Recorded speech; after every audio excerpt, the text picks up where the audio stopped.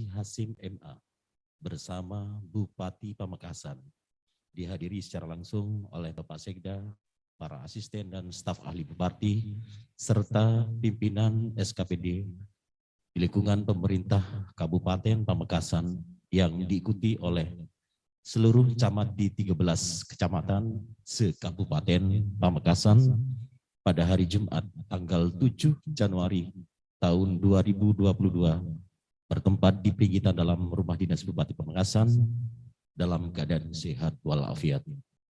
Selawat serta salam senantiasa kita sanjungkan karibaan Nabi besar Muhammad SAW yang telah membawa kita minatul mati dan nur. Bapak dan Ibu hadirin yang dirahmati Allah, semoga Allah Subhanahu wa taala merahmati dan meridhai. Marilah acara ini kita buka dengan bersama-sama membaca basmalah. Selanjutnya adalah sambutan selamat datang Bupati Pamekasan. Yang terhormat Bapak Haji Badrut Tamam, Sarjana Psikologi. Kami silakan.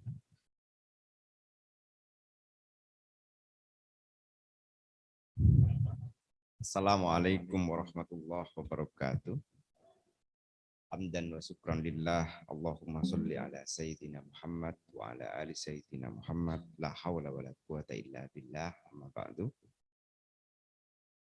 Ulama ina yang kita hormati bersama, yang terhormat Haji Dr. Abu Ya Ar-Razi Hasim beserta keluarga dan putra-putri beliau yang kita hormati bersama.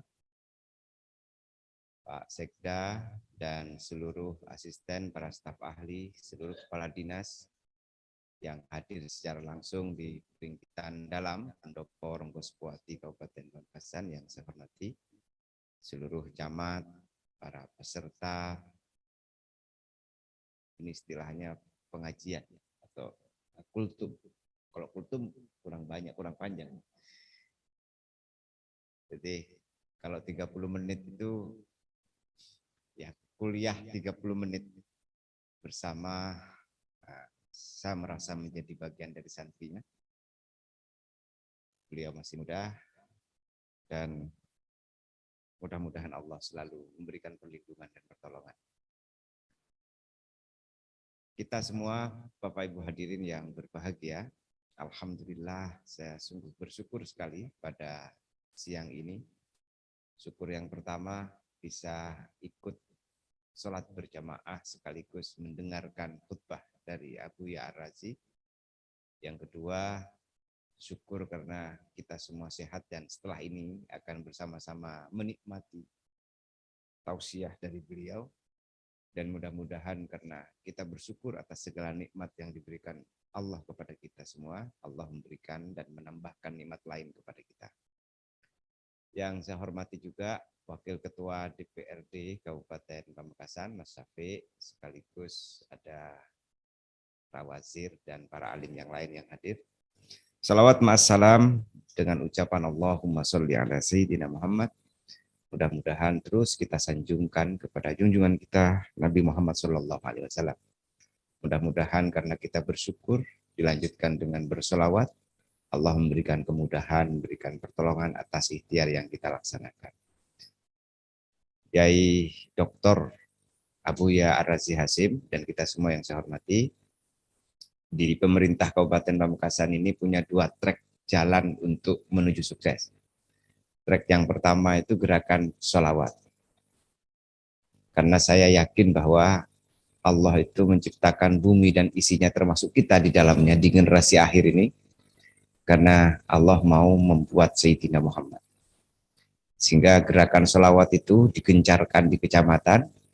Dan di pendopo ini saya memilih setiap malam Jumat kita membaca salawat nariyah untuk mendoakan para alim, para ulama, termasuk pendiri kabupaten ini, termasuk para pejabat lingkungan pemerintah kabupaten yang sudah mendahului, termasuk kita yang sedang menjabat, mudah-mudahan kita mendapatkan kemudahan dalam pengabdian dan perjuangan. Yang kedua, RPJMD, Rencana Kerja Pemerintah Daerah.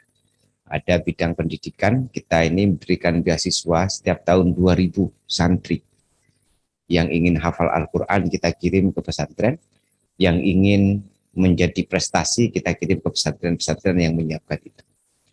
Beasiswa kedokteran juga kita biayai full, alhamdulillah dari jatah yang diberikan, yang kita siapkan 20, yang lulus baru 5 orang.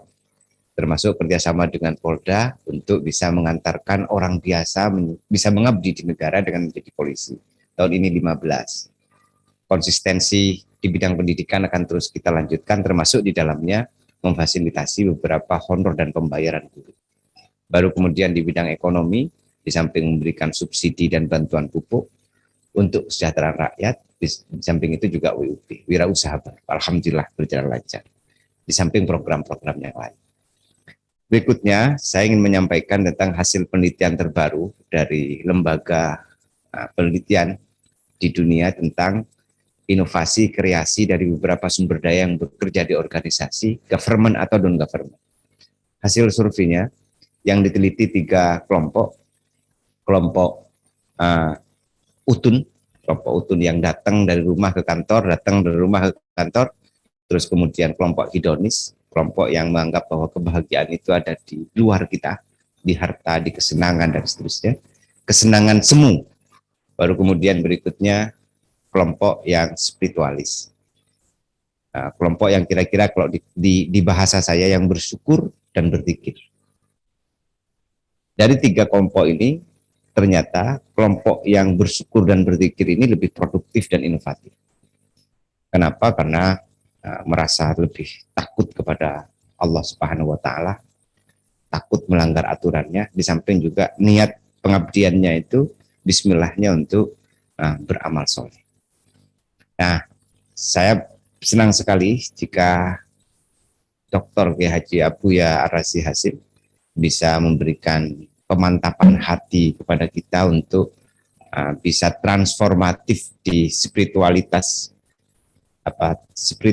transformation, mentransformasikan bagaimana kita semua ini semakin takut kepada Allah, menjauhkan diri dari beberapa tindakan yang sekiranya membuat kita tidak terhormat karena tindakan kita, dan pemerintahan bersih, mau berinovasi, mau berkreasi, serta syukur alhamdulillah jika kemudian kita ini yang sudah, apalagi yang sudah mau pensiun ini, sudah kira-kira ikut talqin thariqah lah. Tidak salah.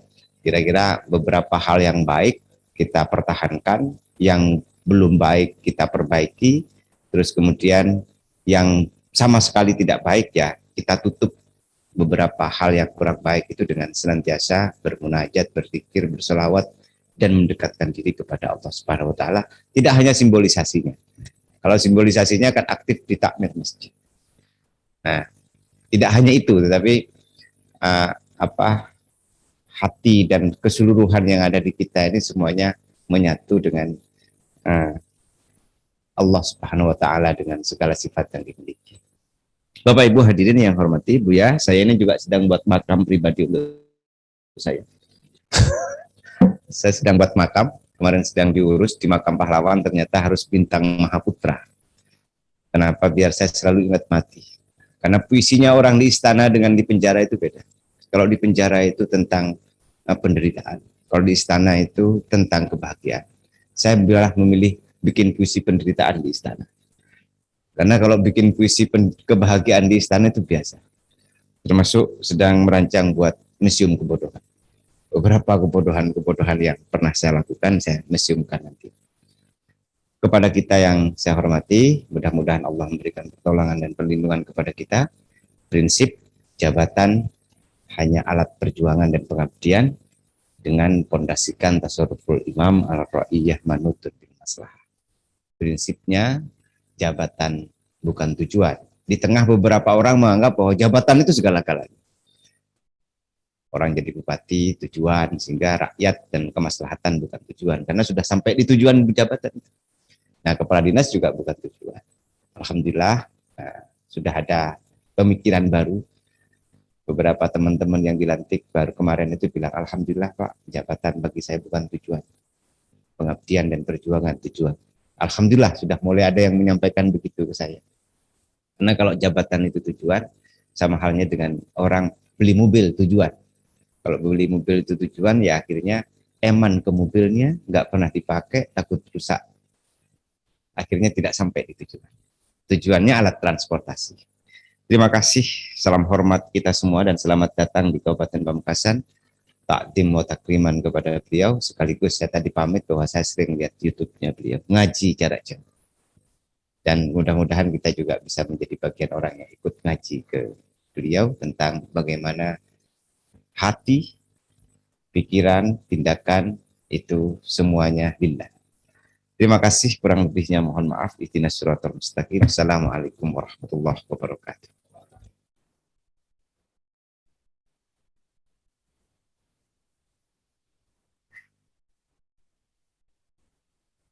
Bapak Ibu hadirin yang dirahmati Allah.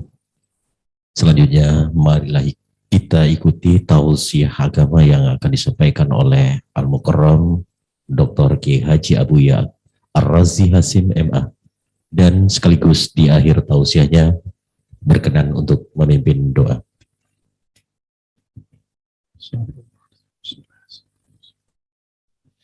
Assalamualaikum warahmatullahi wabarakatuh.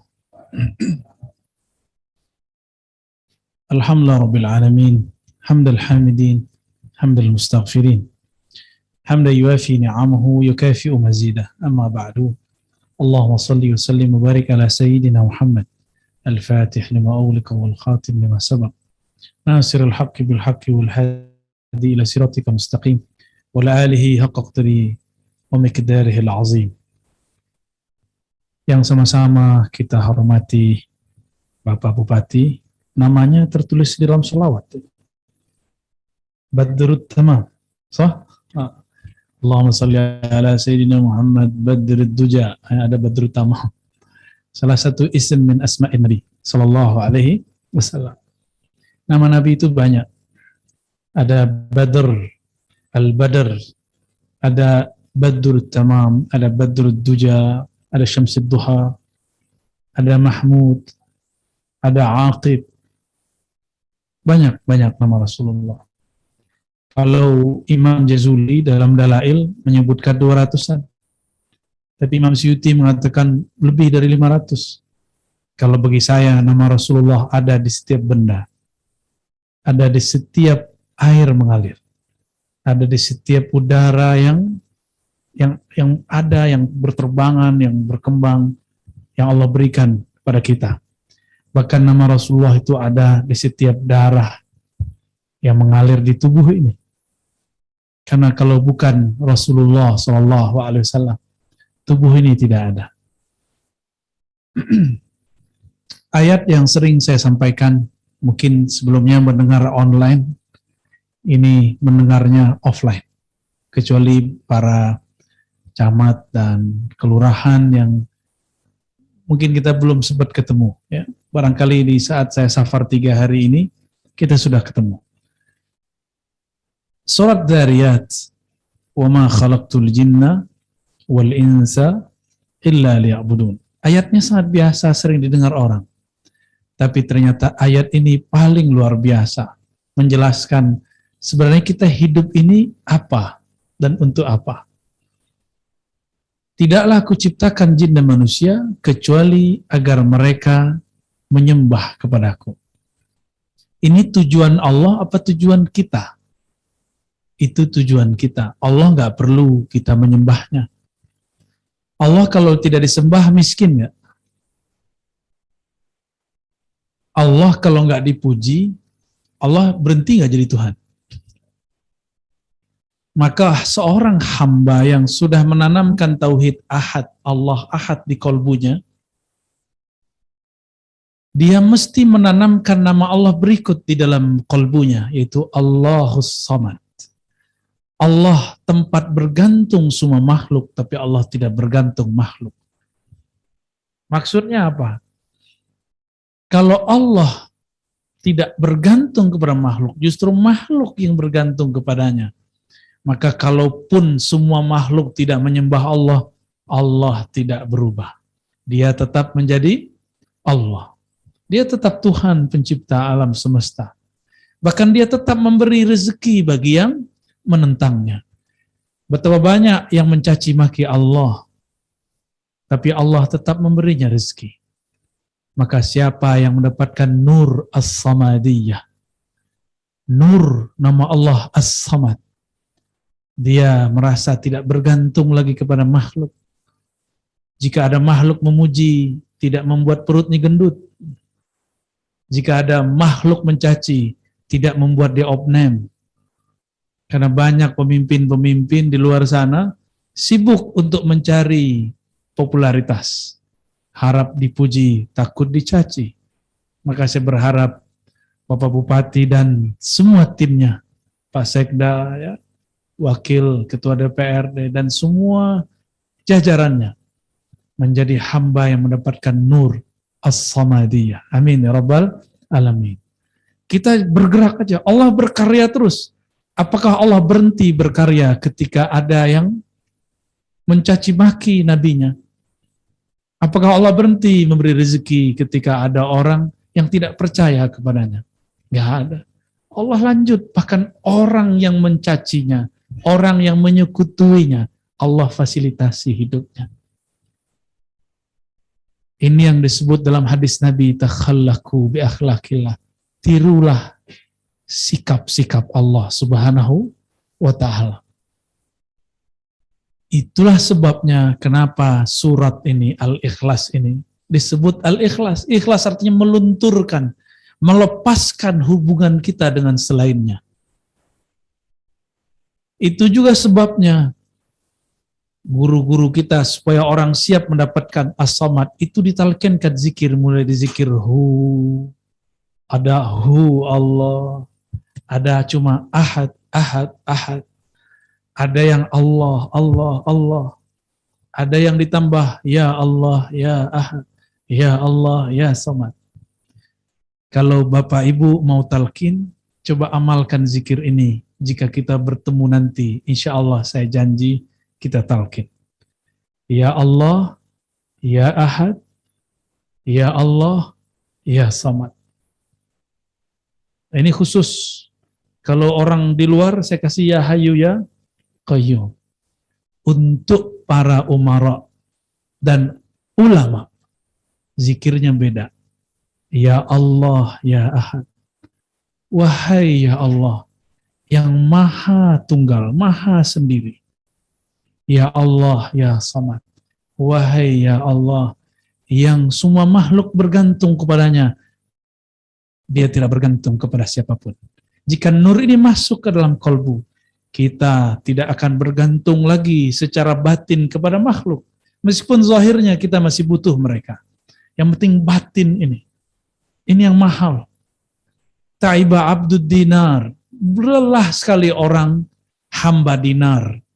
Jadi kalau tim pemimpin itu, tim karyawan murni, PNS, pegawai negeri, mental pegawai, yang cuma bekerja pagi, pulang sore, dapat gaji, dapat tunjangan, maka orang-orang begini, ini tidak akan pernah mempermudah urusan negara. Justru akan jadi beban. Karena kalau kurang tunjangan dia mengeluh, berlebih tunjangan dia tidak bersyukur. Setiap hari adanya dalam hati lain, ketika ketemu kepala tunduk-tunduk.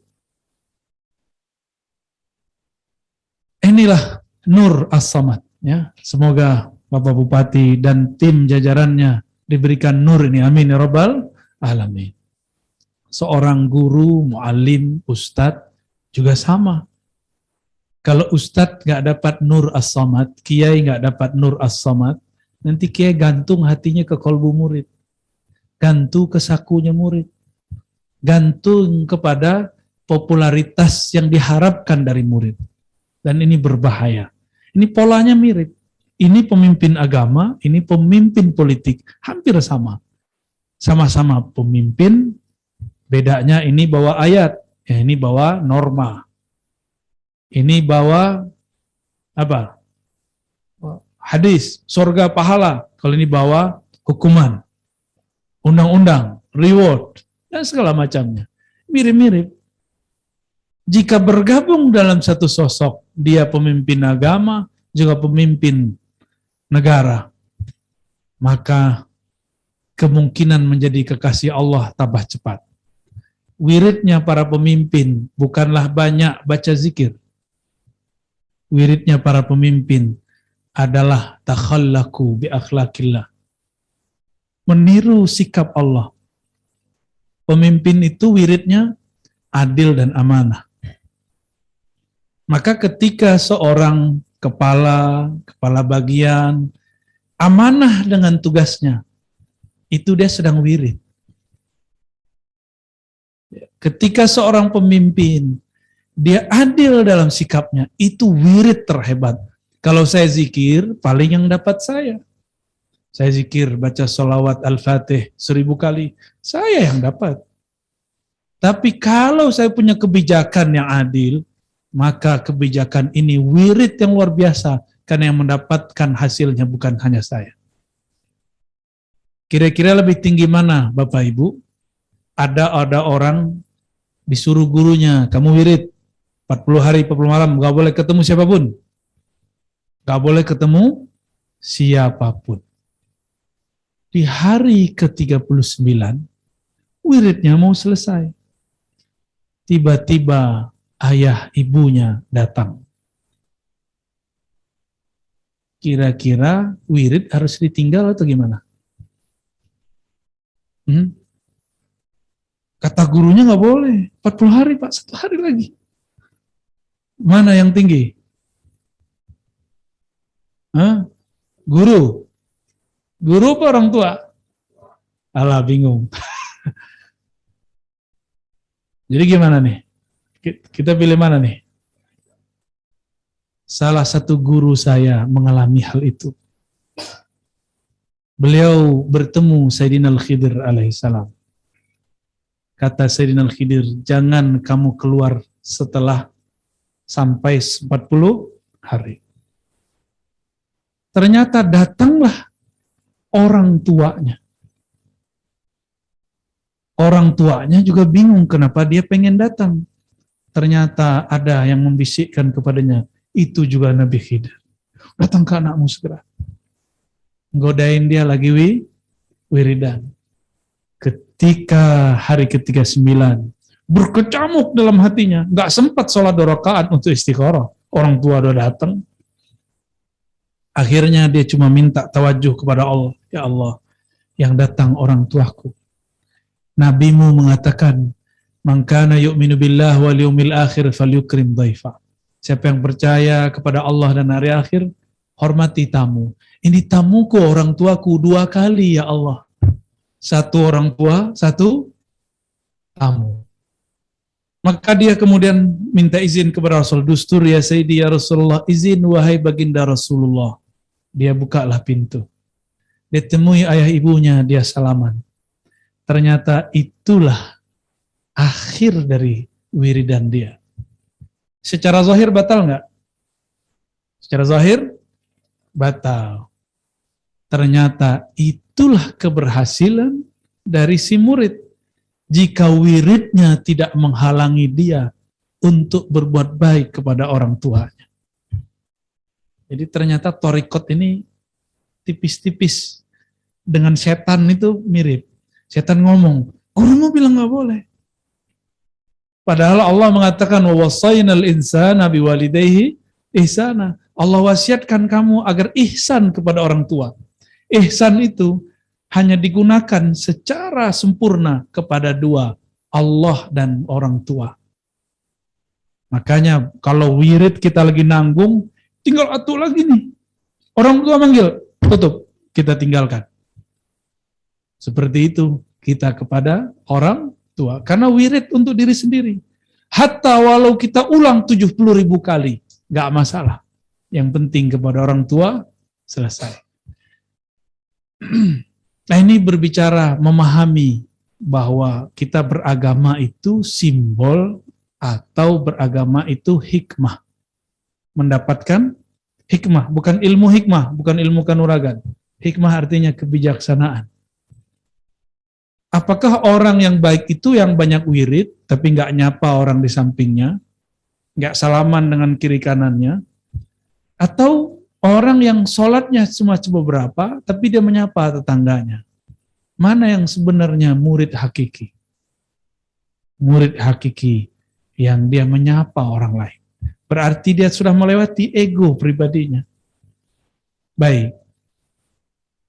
Tadi kita mulai buka dengan Nur As-Samadiyah. Saya nggak rencana itu, Pak Bupati. Tiba-tiba ada pegang begini, langsung kata As-Samad muncul. Ada satu hadis yang mau saya sampaikan, ya, untuk menutup kajian kita. Mungkin mohon maaf Bapak Ibu, mendadak dan tidak bisa lama.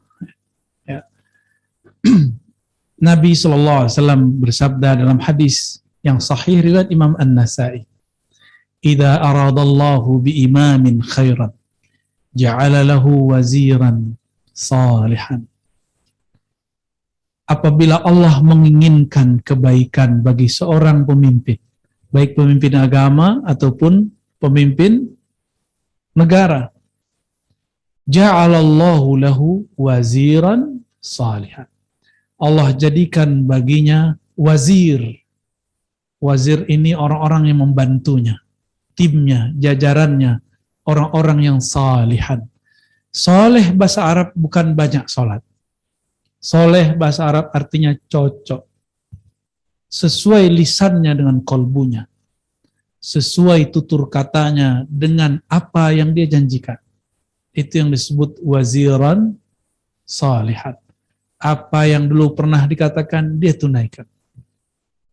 Di depan, di belakang sama, itu salihan. Solehan kalau bahasa kita kan orang soleh.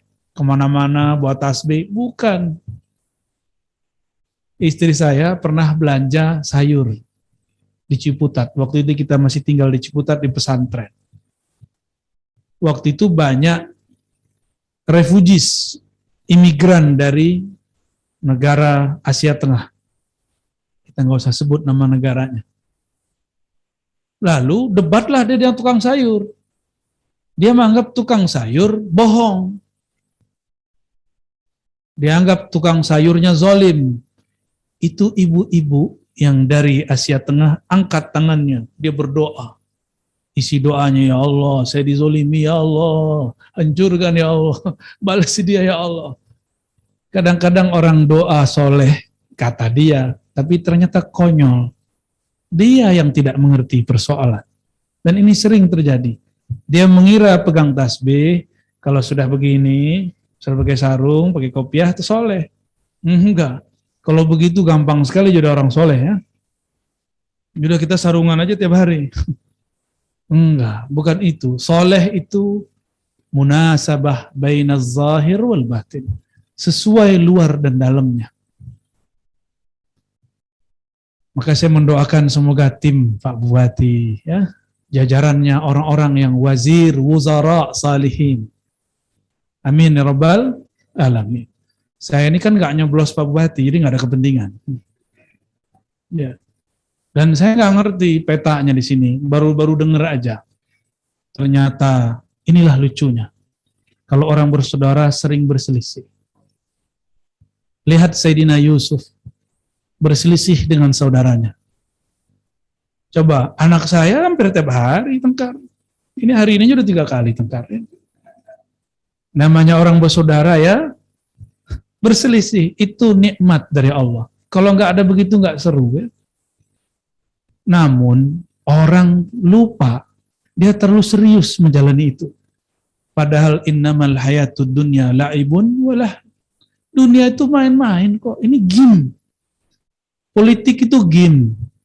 Sekarang kebetulannya game-nya lagi di Bupati ya. Maaf Pak Bupati ya, karena saya nggak nyoblos jadi saya nggak ada urusannya. Saya cuma mendoakan siapapun yang bertarung, menang kalah diberkahi Allah. Siapapun yang bertugas semoga dibimbing oleh Allah Subhanahu wa taala. Karena kalau tidak dibimbing oleh Allah, apa yang terjadi? Dia tidak dapat nur samadiyah. Ya. Dengan inilah baru kembali ke ayat pertama yang saya baca tadi. Tidaklah manusia dicipta, jin dicipta kecuali untuk ubudiyah. Maka mulai detik ini, jadikan kerja itu ubudiyah. Kalau kerja ibadah, samakan dengan sholat. Sholat itu ibadah bukan? Kalau sholat ibadah, perlu CCTV nggak supaya jujur kalau subuh mesti 2 rakaat? Kita korupsi aja kan nggak ada yang lihat, 1,5 rakaat. Bisa nggak? Lagi sholat zuhur, dia nyari CCTV nih, tutup kunci pintu, kita 2 rakaat aja. Bisa nggak begitu? Nah, kenapa? Karena kita merasa kita ibadah dan tidak ada orang ibadah curang, nggak ada. Maka coba niat, mulai siang ini jadikan kerja ini ibadah. Kalau dijadikan ibadah, masuk kepada hadis ihsan, anta abudallah ka'annaka tara. Engkau kalau menjadikan hidupmu ibadah, engkau akan merasa memandang Allah. Jika tidak, engkau merasa dipandang oleh Allah. Inilah CCTV abadi.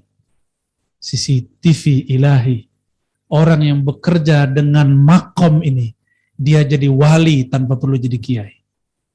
Dia dikasih Allah tanpa perlu banyak-banyak berwirid. Karena itulah wirid yang paling dahsyat. Inilah yang diwasiatkan oleh Imam Abdul Hasan Syazili. Ini juga yang disampaikan oleh ulama kita di Palembang, namanya Abdul Somad Al-Falimbani. Dulu beliau berguru ke ulama Madinah, namanya Muhammad ibn Abdul Karim As-Samman. Apa kata beliau? Jika engkau punya murid seorang pedagang, jangan disuruh mengamalkan wirid santri. Jika engkau punya murid seorang raja, dulu raja disebut, nggak ada bupati kan zaman itu, maka jangan suruh dia berwirid dengan wiridnya tentara. Jika engkau punya murid tentara, jangan suruh dia wirid seperti ibu rumah tangga.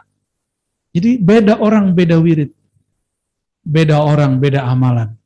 Semoga kita semua, orang-orang yang ditaufikkan, dibisikkan, diilhamkan oleh Allah untuk beramal sesuai dengan kondisi kita semua. Allahumma rzuqna ilman nafi'ah, waja'al umara'ana minal adilina al-muqsitin, waja'al ulama'ana ulama'a rabbaniyin, samadaniyin, waja'alna wal hadirin wal hadirat min ibadikal muhsinin. Allahumma rzuqna ihsanak an na'budaka ka'annaka narak ka'annana narak. Allahumma waffiqna wa ahlana wa kulla man amalana bil khair. Allahumma waffiqna wa iyyahum bi ta'atik. Allahumma waffiqna wa iyyahum bil amanati wal adl. Allahumma waffiqna wa iyyahum bis sabr. Allahumma waffiqna wa iyyahum bi husni az-zanni billah wa ila jami'il muslimin. Rabbana atina fid dunya hasanah wa fil akhirati hasanah wa qina adzabannar. Sallallahu alaihi sayyidina Muhammad walhamdulillah rabbil alamin. Demikian dari kami, mohon maaf tidak bisa panjang karena harus langsung balik ya. Assalamualaikum warahmatullahi wabarakatuh.